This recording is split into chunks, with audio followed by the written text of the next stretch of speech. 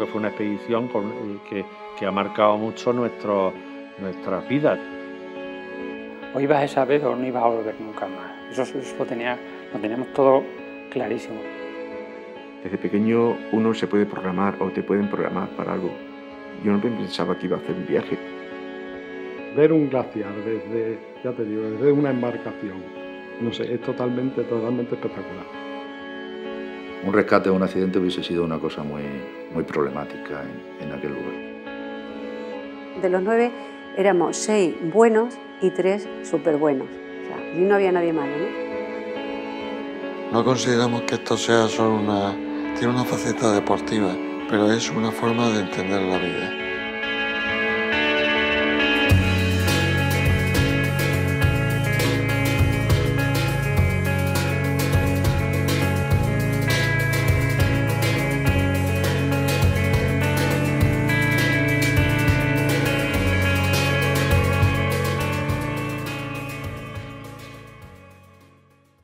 Mi afición al montañismo empieza leyendo un artículo de prensa donde Antonio García Candela, un vecino de Badajoz, nos convoca a los jóvenes a conocer y practicar el deporte de la montaña. Fue como conocer otro mundo dentro de Badajoz. Ya no era el mundo de la discoteca, de la oficina donde yo trabajaba, era otro mundo. Y allí ya conocí a Santiago, que fue un gran aliciente para que yo siguiera yendo a la montaña. Yo empecé haciendo espeleología. La espeleología comparte muchas técnicas de progresión con la montaña, con la escalada.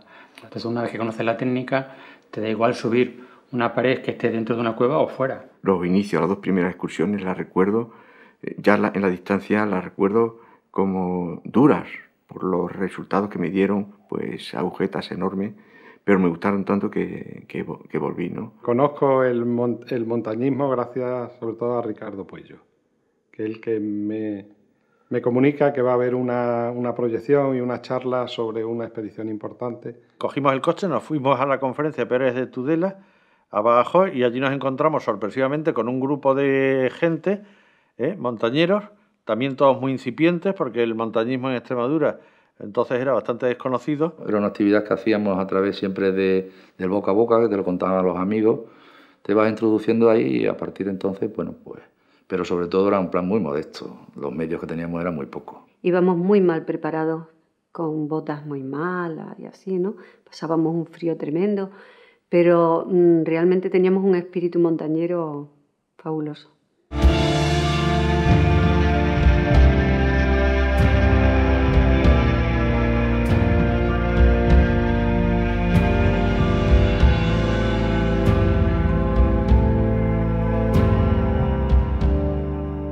Santiago, al fin y al cabo, es nacido en Francia.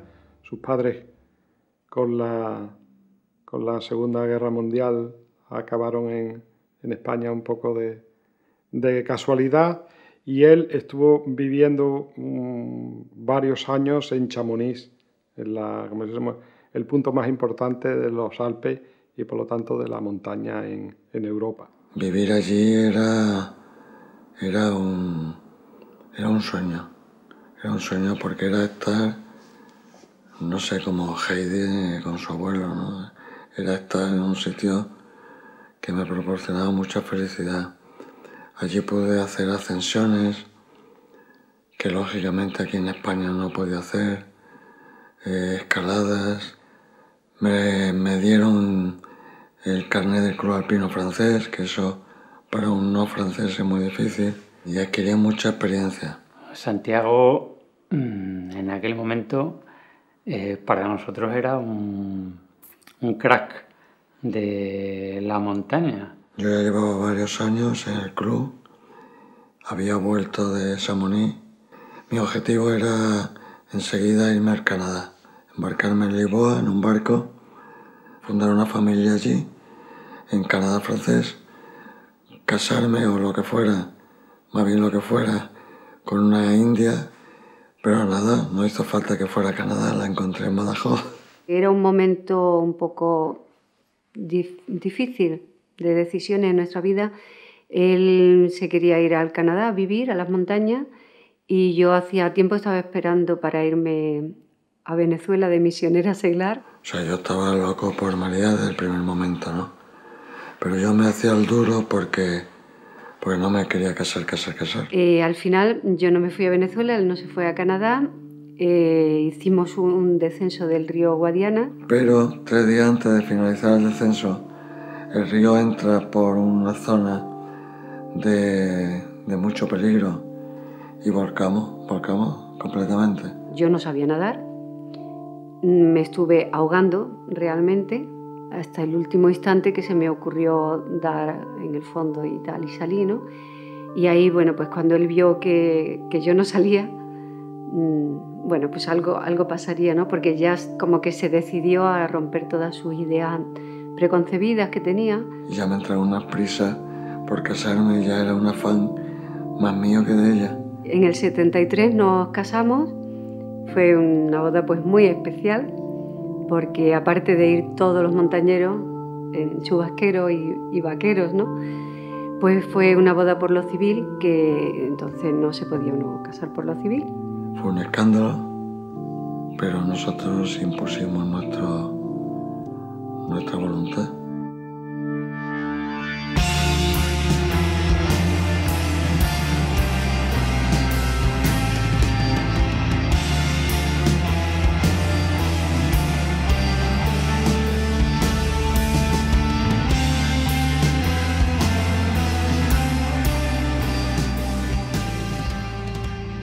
En aquellos años el club más potente, que más inquietud tenía, era el Club de Montañeros de Badajoz.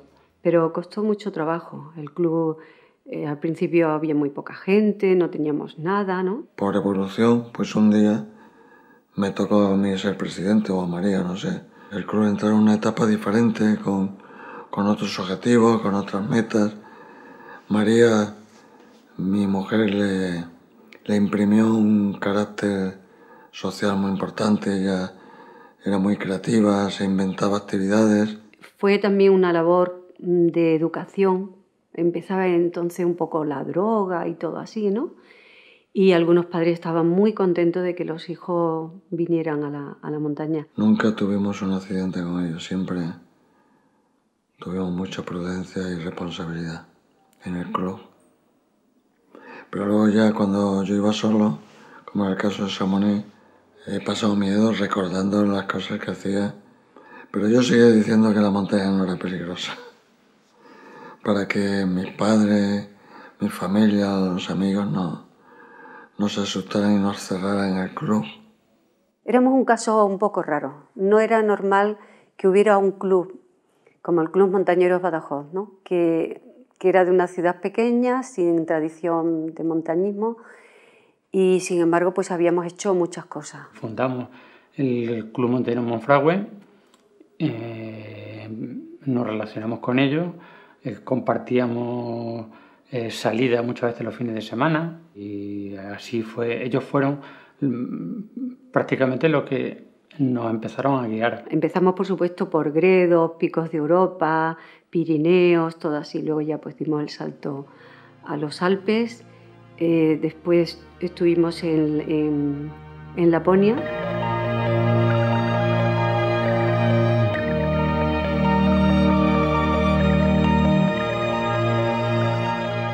No había mucha información, nosotros era la primera expedición que hacíamos, por lo tanto tampoco teníamos experiencia y también nos parecía un mito en nuestra vida. O sea, llegar a la ancestral Laponia para nosotros era una meta. Sobraba la palabra expedición, de hecho nos defraudó.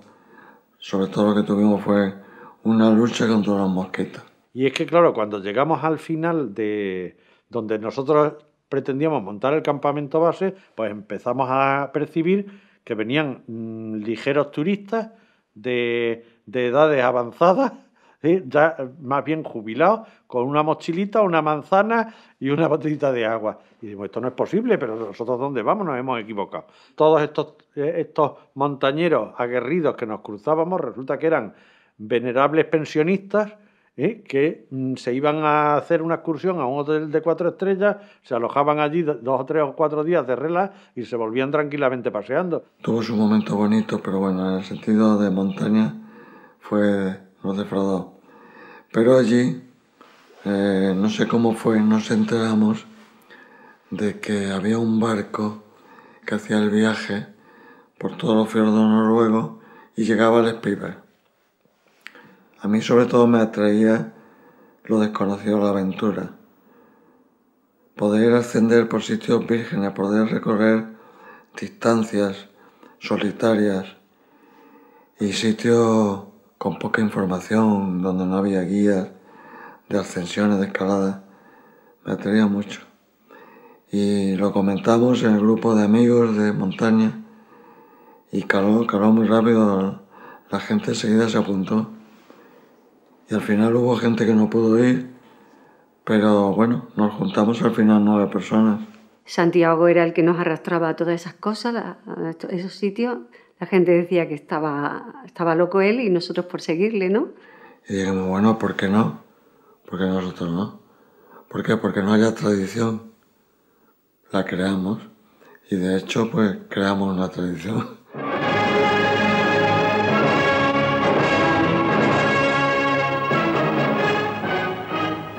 Spitsbergen, isla del archipiélago Svalbard perteneciente al Reino de Noruega.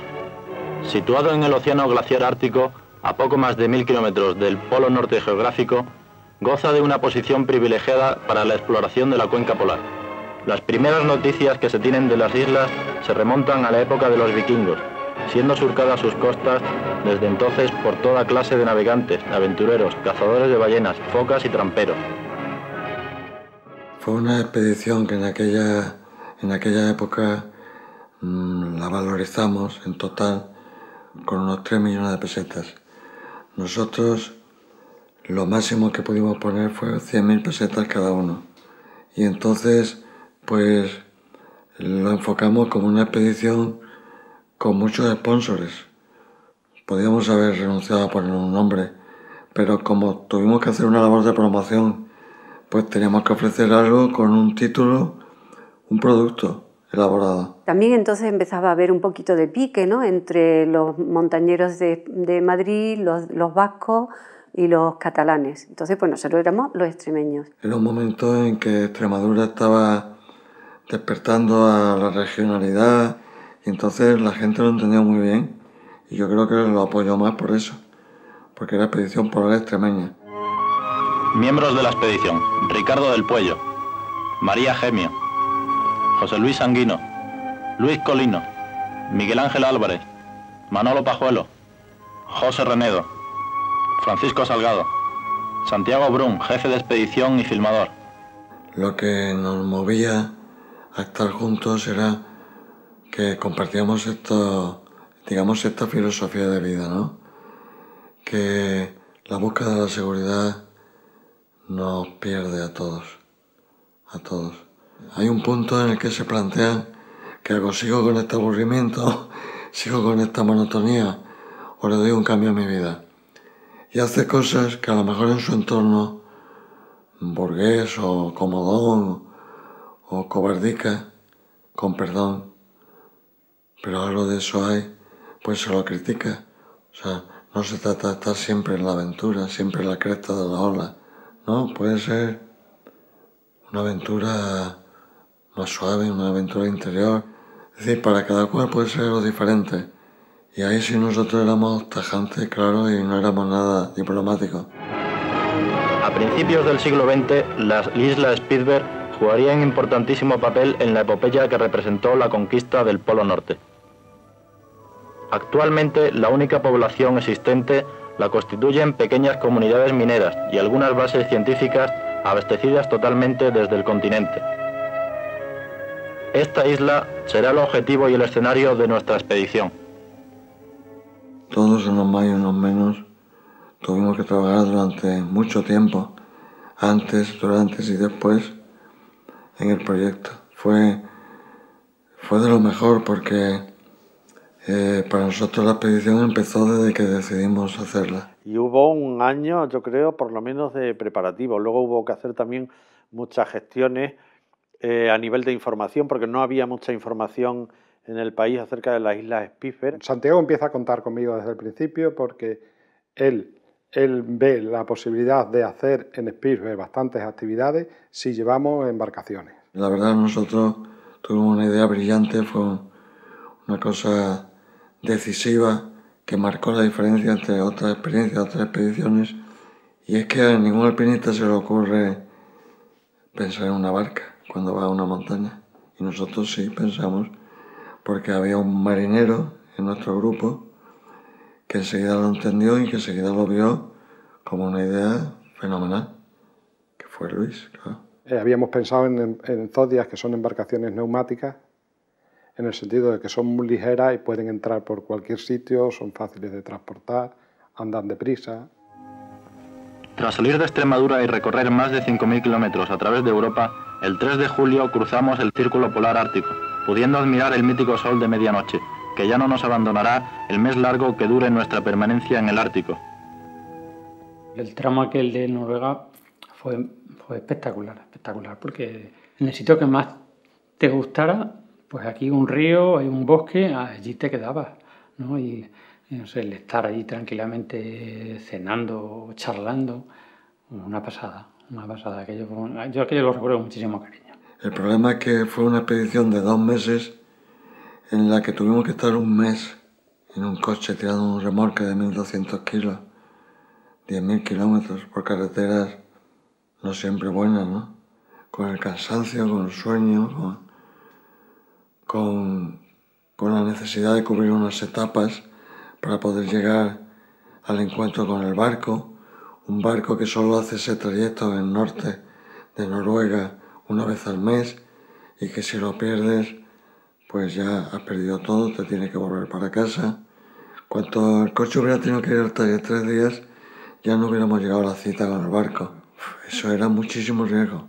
Yo salgo después del resto de los compañeros, fundamentalmente por motivos económicos. Faltó Luis Colino, me parece, porque Luis Colino fue en avión. Teníamos todavía pendiente de recibir algo de dinero que lo necesitábamos. Nos pasa siempre, en estos viajes siempre vas un poco totalmente apurado de dinero. Luis Colino creo que se nos había perdido por los aeropuertos europeos. Cuando ellos esperan que yo llegue, porque sí habíamos hablado el día que yo salía, el día que yo llegaba y demás, me van a buscar al aeropuerto y encuentran que allí está mi mochila y ven que yo no estoy, pues entonces se empiezan a preocupar. Y no sabíamos cómo nos íbamos a encontrar y decíamos, ¿dónde nos veremos? Y decíamos, pues una cosa lógica será en la puerta del ayuntamiento del pueblo o donde haya la torre de la iglesia o algo así. Pero dijimos, ¿por qué él pensará lo mismo? Y después la sorpresa para ellos fue que cuando iban cruzando el puente de Tromsø me encuentran a mí allí paseando.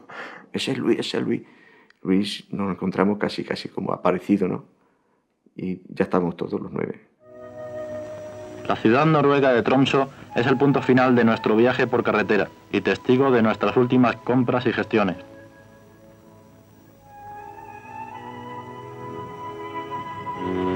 Aquí cambiaríamos nuestros coches por el barco que abastece a las bases de Spitsbergen durante el verano y con el que cruzamos el mar de Noruega. A la hora de hacer las gestiones, nosotros creímos haber comprado un billete de ida y vuelta, pero cuando nos fuimos a embarcar en el barco nos dijeron que llevábamos solamente billete de ida y que no podíamos embarcar si no teníamos billete de vuelta. Con lo cual nos vimos con la expedición absolutamente al traste, porque los noruegos son tercos en sus decisiones y si esto está así, no hay opción de trapichear en nada. Dándole la vuelta a los bolsillos y acudiendo por allí a no sé qué artilugios, pues al final conseguimos el dinero suficiente para poder sacar el billete de vuelta, con lo cual ya felizmente nos embarcamos y ya ahí nos lanzamos a cruzar el Mar del Norte, el Mar de Barents y a ver qué nos encontrábamos. Con nosotros debemos llevar todo lo necesario para el desarrollo de nuestras actividades, desde un geranio y un botijo típicamente españoles hasta rifles de caza mayor para defendernos de los osos, desde una guitarra hasta una placa solar, desde un generador y una batería hasta un equipo completo de emisoras, desde la comida para casi 30 días hasta casi 400 litros de gasolina, así como una larguísima lista que incluye toda clase de material de montaña y acampada, hasta un total de más de 2 toneladas. Abandonamos el continente. Nos despedimos de las costas europeas y, acompañados de numerosas gaviotas, recorremos los últimos fiordos noruegos antes de adentrarnos en alta mar. El viaje en barco me pareció fenomenal, muy relajado. Todo el mundo nos hacía más caso de lo normal, en el sentido que nos veía en grupo, que íbamos a hacer unas actividades de montaña. Toda la gente que iba allí eran turistas, al menos nosotros. Nosotros en el barco éramos unos extraños, ¿no? Era un turismo que empezaba, que te llevaban al borde del Ártico y te decían, mira, eso de ahí para adelante es el Polo Norte, ¿no?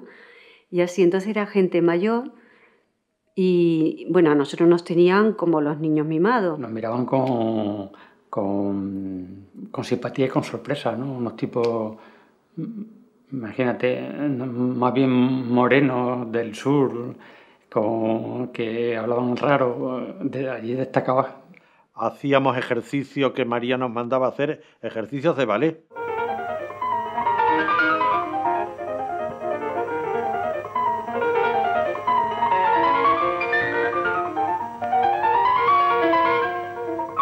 O bromas cuando llega el momento de las abundantes comidas.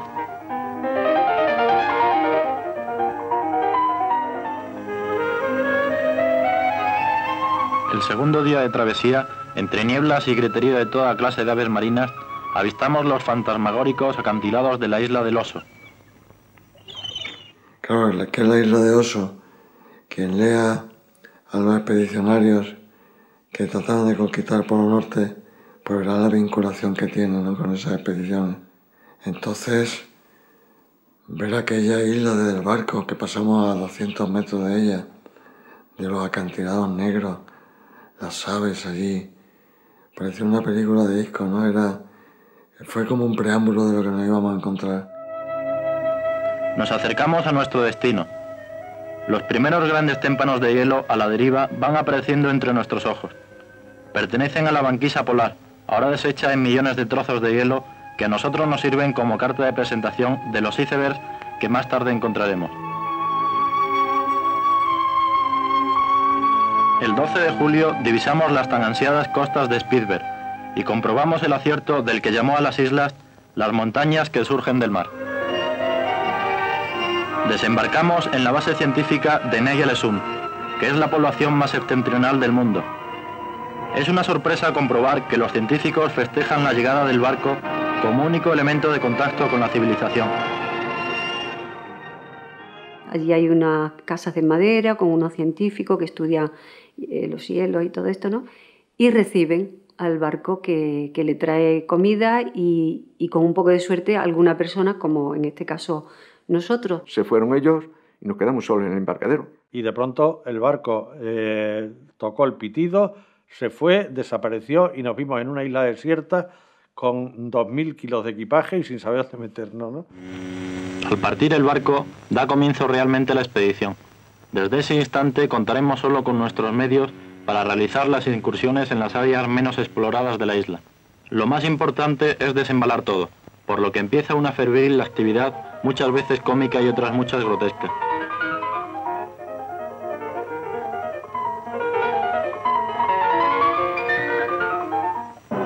Hemos tenido la suerte de encontrar la histórica cabaña Casari, testigo de excepción de tantas gestas y tragedias en la conquista del Polo Norte, y que utilizamos como campamento base. Llevábamos 2 tiendas grandes, de campaña grandes, una como comedor y otra como dormitorio. No fue necesario. La cabaña estaba al lado de la playa, unos 200 metros, la vimos, fuimos llevando de las barcas a la cabaña el material, una cabaña seca, una cabaña segura, una tienda de campaña siempre en riesgo de un ataque de un oso. La cabaña ese riesgo no lo tenía, en fin, estábamos encantados. Al principio realizamos varias marchas de reconocimiento por la costa, cumbres y glaciares cercanos. Una nevada en pleno mes de julio y a nivel del mar es muestra del ambiente en que nos movemos.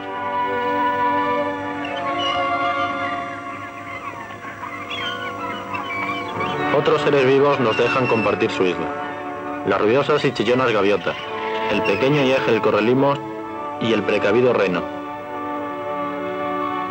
A lo largo de la costa podemos estudiar la abundante aunque enana flora.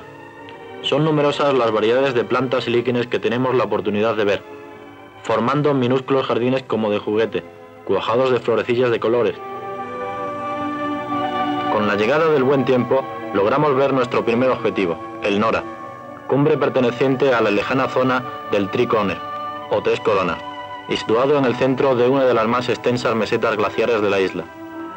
El primer paso será cruzar el fiordo del Rey con nuestras eficaces embarcaciones neumáticas dotadas de motores fuera borda.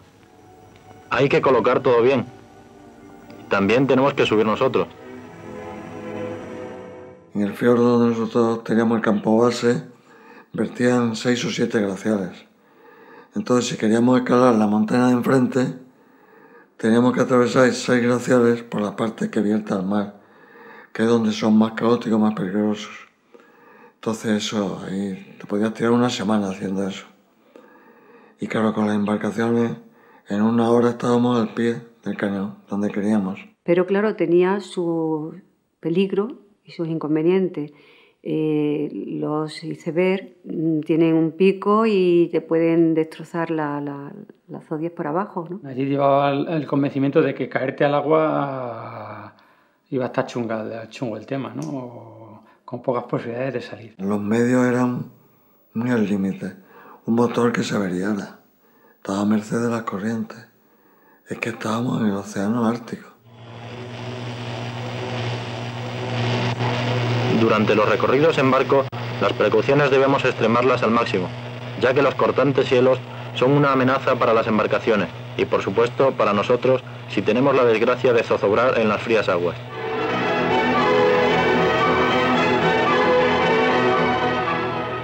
A veces, incluso tenemos que parar los motores y avanzar despacio, apartando los bloques de hielo con los remos.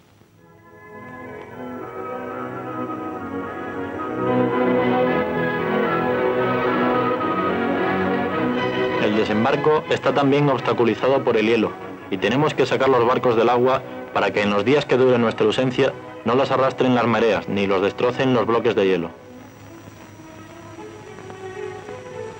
La aproximación al pico sobre el glaciar, al que subimos por una de sus morrenas laterales y por el cual nos adentraríamos más de 30 kilómetros. La marcha, ya de por sí larga, se hacía interminable al tener que sortear innumerables grietas. A pesar del frío reinante, la carga y la marcha nos hacen sudar. Tras 12 horas, decidimos montar el campamento para descansar. Hay que alisar y apelmazar la nieve. Parecemos pingüinos. Pronto se levanta lo que será nuestro hogar en medio del glaciar. Acostados, incluso podemos oír y casi sentir el lento pero inexorable avance de este río de hielo.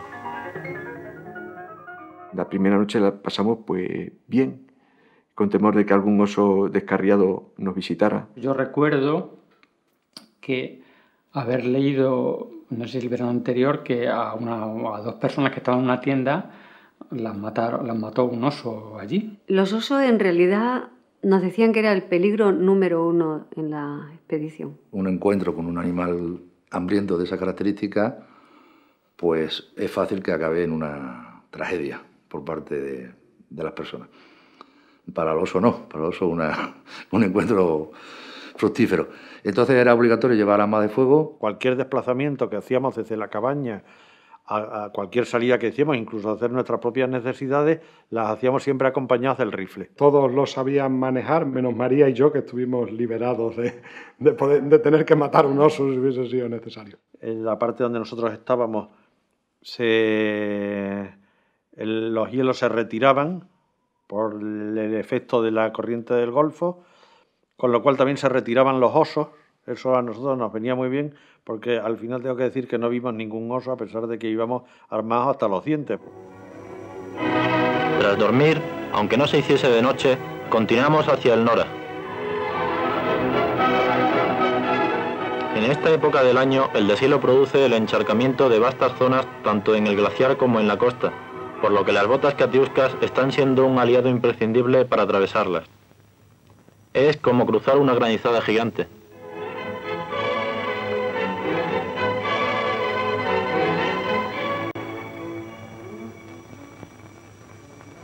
Disfrutamos observando los veloces arroyos de superficie y los ruidosos y azulados sumideros por los que cae el agua con gran estruendo.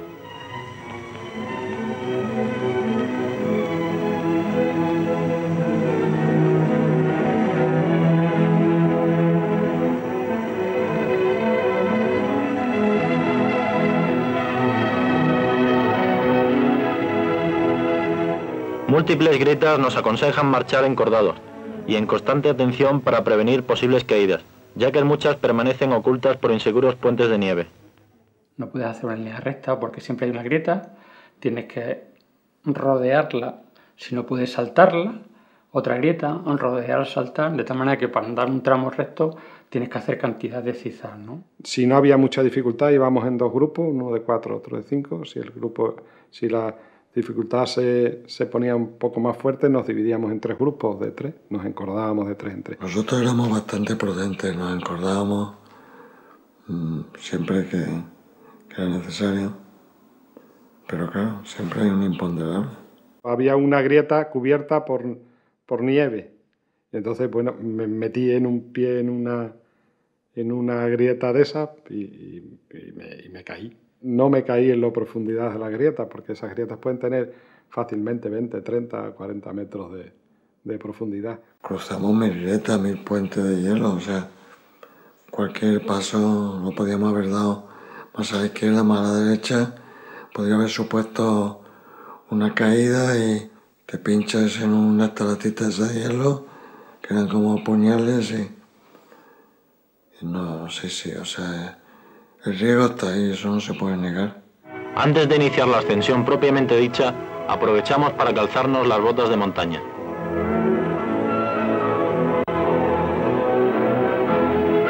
Vamos ganando altura por unas pendientes de nieve sin dificultad, pero que nos brindan un paisaje de aspecto lunar.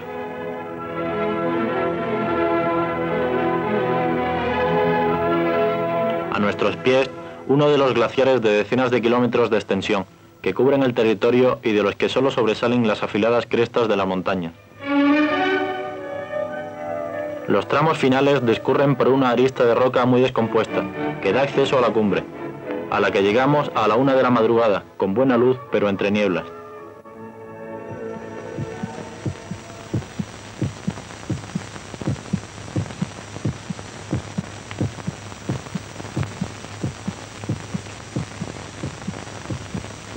Horas después, el regreso al campamento supone un alivio para todos por el agotamiento físico tras la larga marcha.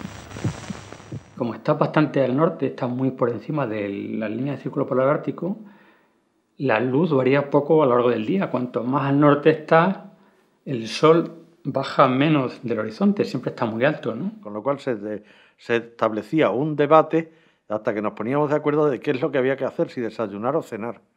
Porque, claro, no sabíamos si eran las 12 de la noche o las 12 del día, porque la luz era la misma. Hay que revisar el material de navegación y prever, en lo posible, todos los imprevistos.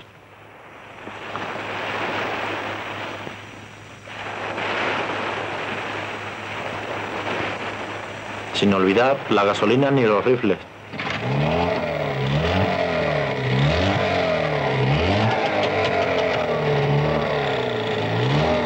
El Kongen estaba en otro fiordo distinto, entonces nos tuvimos que asomar un poquito a como se llama, mar abierto. No recuerdo el momento de navegación como esa, ninguna.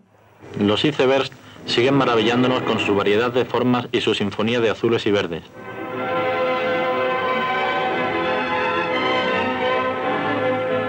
De vez en cuando sorprendemos a los pacíficos habitantes de la región, como las ballenas blancas, a las que no pudimos filmar, o a las tranquilas focas tan amistosas.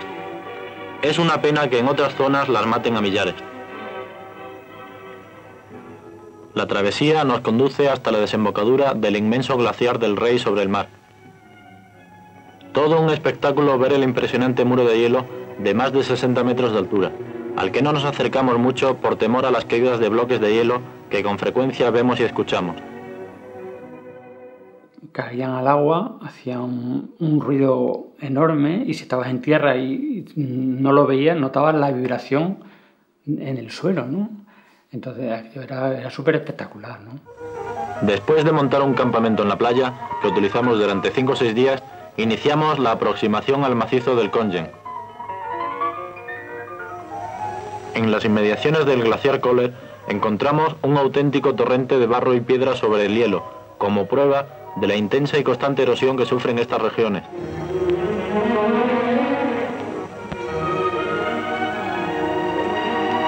Horas más tarde, localizamos el impresionante murallón del Kongen, tercera cumbre del archipiélago, con 1458 metros de altitud sobre el nivel del mar y de aspecto inaccesible. Tanto el itinerario de acercamiento como la ruta de escalada son elegidas y decididas sobre el terreno. La zona es de las menos exploradas de la isla y por ello nos vemos obligados a gastar tiempo y energía en la búsqueda de vías más idóneas. Durante mucho tiempo vamos aproximándonos y por si fuera poco, las condiciones del glaciar se hacen cada vez más peligrosas. Cruzamos profundas grietas por puentes de hielo. Otras veces, el fondo oscuro de estas nos sorprende bajo una capa de nieve blanda. Al llegar a la base del pico, reponemos fuerzas y preparamos los últimos detalles técnicos antes de iniciar la escalada. Entonces llevamos 12 horas de marcha y aún nos faltan más de 700 metros de peligroso desnivel. A la vista de la pared decidimos que lo intenten solo una cordada con los más preparados. Y se quedaron Renedo, Pacuten y Santiago, que eran los que les gustaba escalar fuerte y difícil, ¿no? Y vimos que por allí no se podía subir, que caían piedras, que mucho riesgo. Entonces le seguimos dando la vuelta y llegamos a una zona donde vimos que aquello era más asequible. Y bueno, ahí nos despedimos. La despedida del compañero fue, pues nada, recuerdo que le dimos lo que teníamos ya de la comida, que empezamos a racionarla, le dimos lo que teníamos y bajamos ya pues a la cabaña donde teníamos el campamento. Y entonces nosotros hicimos nuestra ascensión bastante rápida, no era técnicamente difícil. Ellos, que pensaban tardar 1 día y medio en subir a la cumbre, pues vemos que al día y medio no tenemos noticias suyas. Subimos bordeando el caótico glaciar noreste, hasta alcanzar una larga y aérea arista que nos llevará a la cumbre.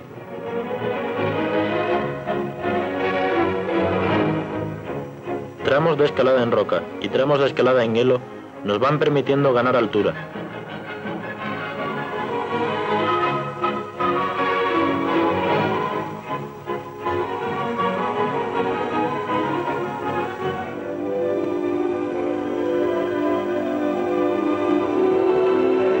En la parte final de la arista, las condiciones climatológicas son ya adversas, a pesar de lo cual la cumbre es alcanzada tras 22 horas de marcha y escalada. Se les levantó niebla y perdieron un poco el control, no sabían muy bien dónde estaban, se perdieron. Teníamos una radio cada grupo y no contestaban, pasaba el tiempo, no regresaban. Yo creo que fue el momento más grave y de mayor tensión de la expedición. Cuando llegamos a la cumbre, pues dijimos, bueno, ¿y por dónde bajamos? La idea de bajar por el mismo sitio no nos gustaba. Total, que casi lo echamos a cara cruz. Y la verdad es que bajamos por el sitio por donde no habíamos querido subir, donde habíamos visto que la ascensión era muy arriesgada, excesivamente arriesgada.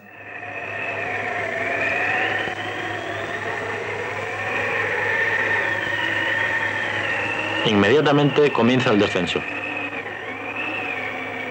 Se inicia con un primer rappel, no exento de riesgos. La persistente niebla y la fuerte ventisca ocasionan la pérdida de la ruta elegida para bajar, impidiendo también filmar el descenso. Son necesarios un total de 13 rápeles y sucesivos destrepes a través de una pared de hielo y roca muy descompuesta, que horas antes desechamos para el ascenso por el siniestro aspecto que presentaba a causa de los múltiples desprendimientos. Lo que transcurrió después se ve en el documental y, vamos, se narra en el documental porque no hay imágenes de aquello, pero sí, evidentemente, tras los relatos que nos hicieron fue una situación bastante complicada. Fue un descenso, la verdad, que no se lo deseo a nadie. Fueron 800 metros de nivel casi vertical, una pendiente muy fuerte, quizá 80 grados, pero la verdad es que allí yo creo que los tres nos vimos cara a cara con un riesgo de quizá de no contarlo, ¿no? A pesar de todo, llegamos abajo felizmente, aunque muy agotados por las ya 42 horas de esfuerzo continuo, sin dormir y con escasa comida. El reencuentro en el campamento de la costa supone una gran satisfacción para todos por la importante cumbre conquistada. Luego ya le quitamos importancia y tal, porque eso también es el estilo del alpinista, ¿no? De quitar importancia, pero en nuestro foro interno supimos que habíamos arriesgado demasiado y que no había salido bien. No había salido bien. Cuando hicimos la salida al Kongen, fue el punto donde más lejos estábamos del mundo. Te veías en el infinito, o sea, creías que nunca más ibas a volver. Pero cuando ya regresaron, ya te parecía que estabas en casa. Cuando ya nos montamos en las barcas, nos parecía que estábamos todavía más cerca. Luego ya cruzamos los fiordos y ya llegamos a nuestra orilla. Y entonces ya nos parecía que estábamos en Extremadura casi. En la vida eso es otra enseñanza que aprendimos allí, y es que las cosas son todas muy relativas. Sin embargo, las labores cotidianas seguían su ritmo, como la captura de un trozo de hielo para obtener agua dulce, la obligada limpieza de los cacharros de la comida, etc.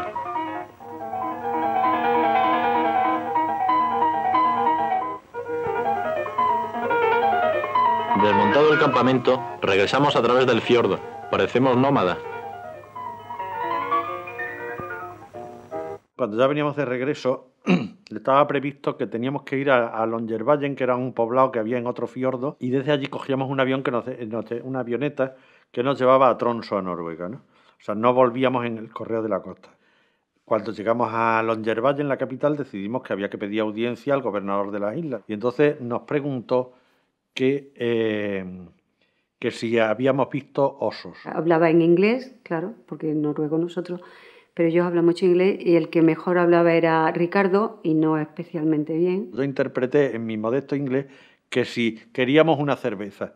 Y entonces le dije, oye, que el gobernador nos pregunta que si queremos cerveza. Pues sí. Y entonces el hombre se quedó así muy sorprendido, ¿no? Que todos éramos que sí queríamos una cerveza, ¿no? Y él nos preguntaba si habíamos visto un oso, ¿no? Entonces no sabía a qué te referías exactamente, ¿no? Porque con el Sisselman hubo muchas anécdotas, todas así un poco chungas. Lo mejor para mí de la expedición fue el grupo. O sea, conseguimos hacer de 9 personas un grupo muy homogéneo. Ya veníamos conviviendo muchos años en el club. Nos conocíamos lo bueno y lo malo, las cualidades y los defectos.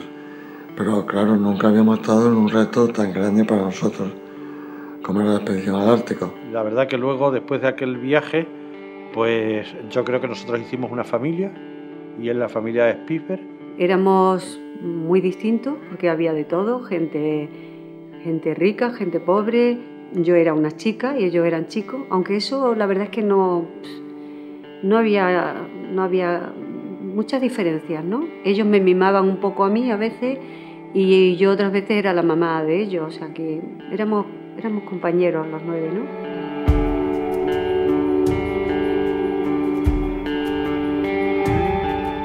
En el proceso de preparación de la expedición ya me iba bulliendo a mí un cambio de mentalidad.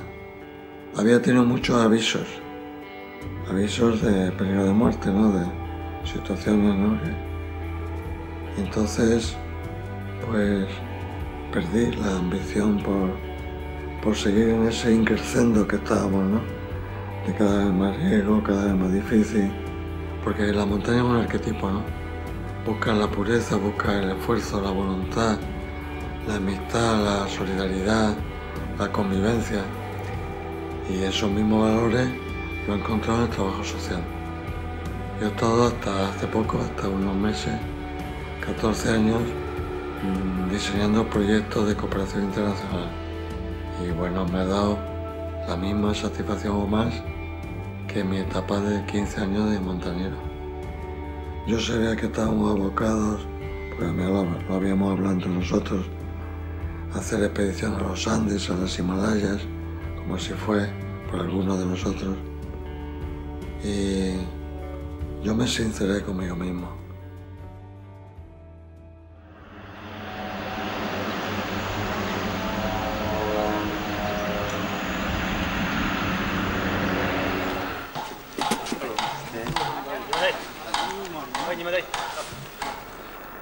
Pues sí, puede ser entonces dónde vamos. La aspiración que yo tenía como máxima era poder participar en una expedición al Himalaya. Para mí eso era lo máximo, ¿no? Sobre todo Paco y quizás José tenían la cosa de hacer subir a un pico con cierta altura, un 7000. Sí. Allí. ¿El curro lo mejor quiere filmar? Vamos a Ricardo. Bueno, llevo esperando toda la bajada. A ti te he visto yo, tú te has estado sentado por ahí, ¿vale? Pero tengo un pleno. De bajar ahora se me levanta un poco de dolor de cabeza. Estás esperando la tira, tío. Pumori es un pico de 7.000 metros frente al Everest, en la zona del glaciar del Khumbu, en la zona donde están los grandes 8.000 del Himalaya. A priori era un objetivo bonito por el sitio y técnicamente difícil, ¿no?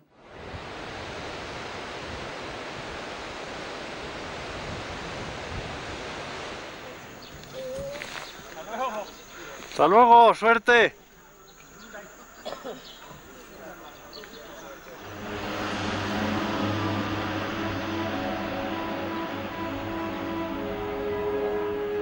Después de haber estado en el campamento base, haber subido al primer campamento de altura, pues luego yo ya me bajé a Kamandú con José Luis Sanguino. José Luis Sanguino era el médico de la expedición y José Luis Sanguino se le acaban las vacaciones, tuvo que volverse, entonces se bajó a Kamandú. En Kamandú nos despedimos, él regresó a Cáceres, yo me quedé allí. Nada más llegar aquí a España fue cuando tuvieron el accidente, ¿no? Estábamos en el piso, mi mujer y yo comiendo, la televisión enfrente. Era octubre del 89. Sabíamos de la salida de estos amigos y cuando el telediario al principio habla de este accidente en el cual 4 montañeros habían sido arrastrados por una luz, nos quedamos, nos miramos y a continuación cuando dijeron quién eran, no teníamos teléfono, pero nos pusimos rápidamente en contacto con el resto de los amigos. Fueron momentos muy duros. Fue un momento así muy triste, ¿no? Porque nosotros nunca habíamos tenido accidentes, pero no habíamos tenido nada así tan grave, nunca.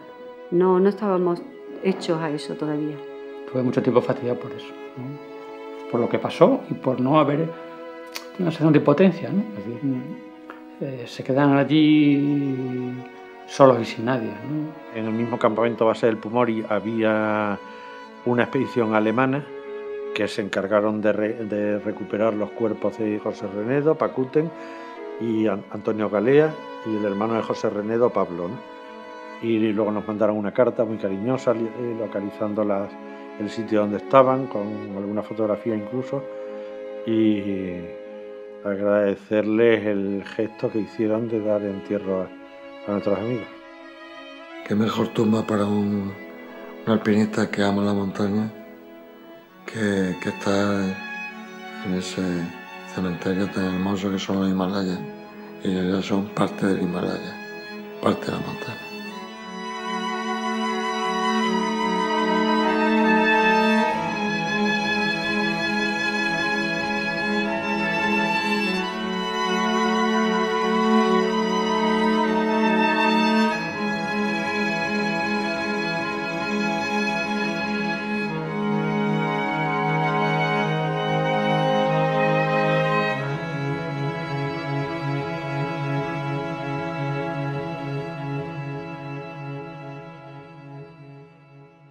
A José Renedo y Francisco Salgado, pues ¿cómo os los podría yo presentar?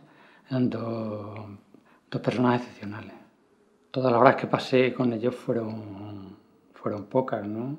Paco Salgado, Pacuten, para nosotros, era un chico entusiasta, ilusionadísimo en la montaña. Paco era más joven, era más impulsivo, era muy inquieto.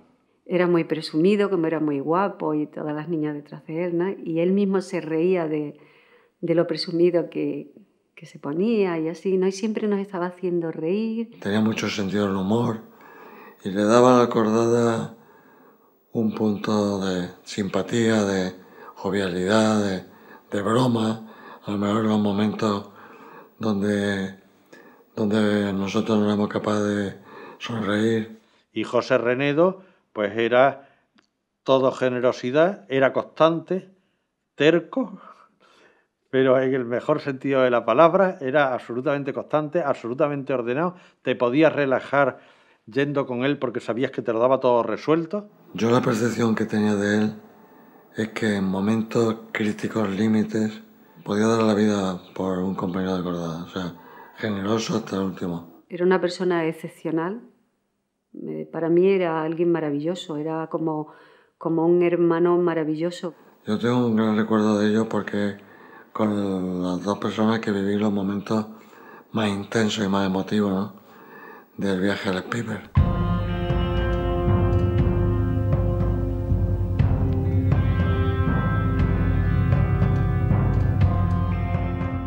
Santiago nos entusiasmó con su idea de que quería ir a las Islas Spielberg y decidí que era una oportunidad única. Aquello era como un viaje, como se dice ahora, un viaje iniciático. Era un gran viaje. Esa experiencia te va marcando, lo recuerdas, te va formando carácter. Y concretamente en esta actividad el grupo fue maravilloso. Como culminación, nos proponemos un último objetivo con un especial significado.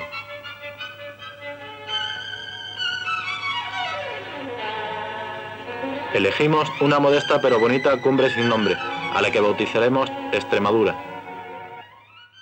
Cuando organizas un viaje a algún sitio que no conoces, que no tienes referencias, algunas veces te defraudan. Y es que no solo no me defraudó, ni creo que nos defraudará ninguno, sino que cumplió todas las expectativas.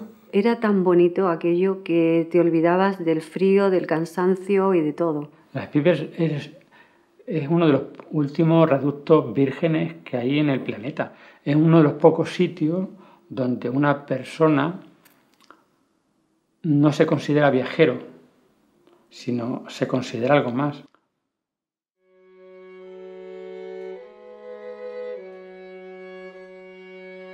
Tienes que hacer el esfuerzo de llegar hasta allí, porque a lo mejor detrás de aquella montaña está lo impensable, lo que nunca esperabas, lo que ha sido el objetivo de tu vida. Y bautizamos un pico con nombre de Extremadura porque, bueno, hay muchos picos que no tienen nombre. No lo pudimos registrar, pero emocionalmente Extremadura tiene un vínculo con el Ártico.